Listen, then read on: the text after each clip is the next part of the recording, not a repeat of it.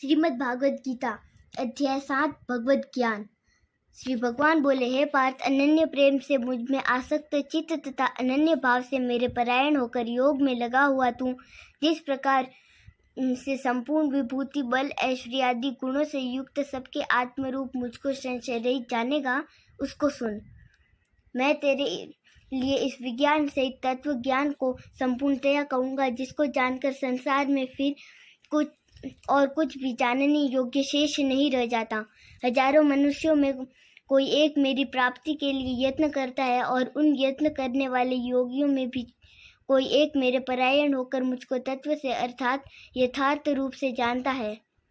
पृथ्वी, जल, अग्नि, वायु, आकाश, मन, बुद्धि और अहंकार भी इस प्रकार ये 8 प्रकार से विभाजित मेरी प्रकृति है। यह 8 प्रकार के भेदों वाली तो अपरा अर्थात मेरी जड़ प्रकृति है। और हे माँ बाहो, इससे दूसरी को जिससे यह संपूर्ण जगत धारण किया जाता है, मेरी जीव रूपा परा अर्थात चेतन प्रकृति जान।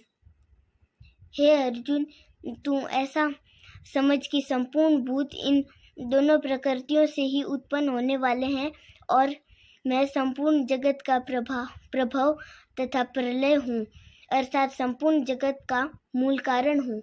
हे धनंजय, मुझसे भिन्न दूसरा कोई भी परम कारण नहीं है। यह संपूर्ण जगत सूत्र में सूत्र के मणियों के सदृश मुझ में गुथा हुआ है।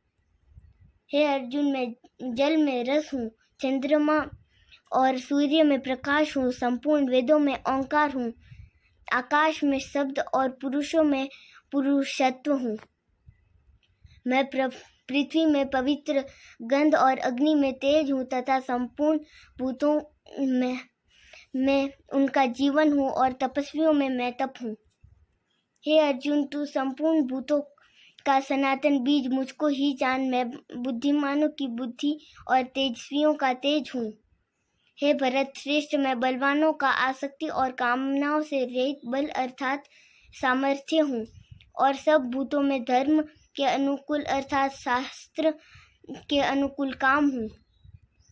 और भी जो सत्व गुण से उत्पन्न होने वाले भाव है और जो रजोगुण से होने वाले भाव है, उन सबको तू मुझ में ही होने वाले हैं ऐसा जान, परंतु वास्तव में उनमें मैं और वे मुझ में नहीं है।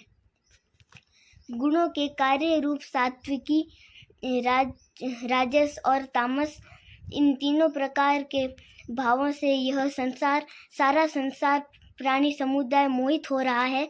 इसलिए इन तीनों गुणों से परे मुझ अविनाशी को नहीं जानता, क्योंकि यह अलौकिक अर्थात अति अद्भुत त्रिगुणमयी मेरी माया बड़ी दुस्तर है। परंतु जो पुरुष केवल मुझको ही निरंतर भजते हैं, वे इस माया को उल्लंघन कर जाते हैं अर्थात संसार से तर जाते हैं।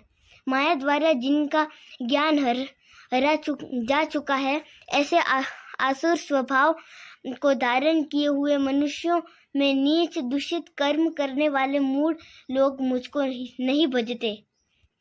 हे भरतवंशियों में श्रेष्ठ अर्जुन, उत्तम कर्म करने वाले यथार्थी, आर्त, जिज्ञासु और ज्ञानी, ऐसे 4 प्रकार के भक्तजन मुझको भजते हैं।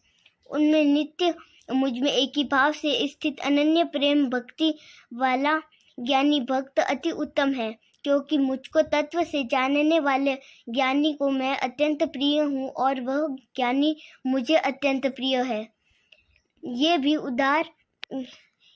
ये सभी उदार है, परंतु ज्ञानी तो साक्षात मेरा स्वरूप ही है, ऐसा मेरा मत है। क्योंकि यह मगधत मन बुद्धि वाला ज्ञानी भक्त अति उत्तम गति स्वरूप मुझ में ही अच्छी प्रकार से स्थित है।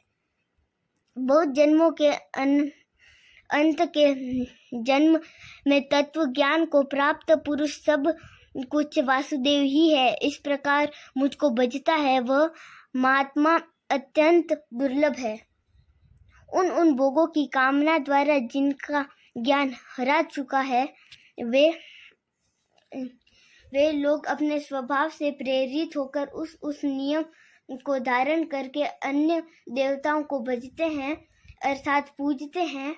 जो सकाम भक्त जिस देवता के स्वरूप को श्रद्धा से पूजना चाहता है, उस भक्त की श्रद्धा को मैं उसी देवता के प्रति स्थिर करता हूँ।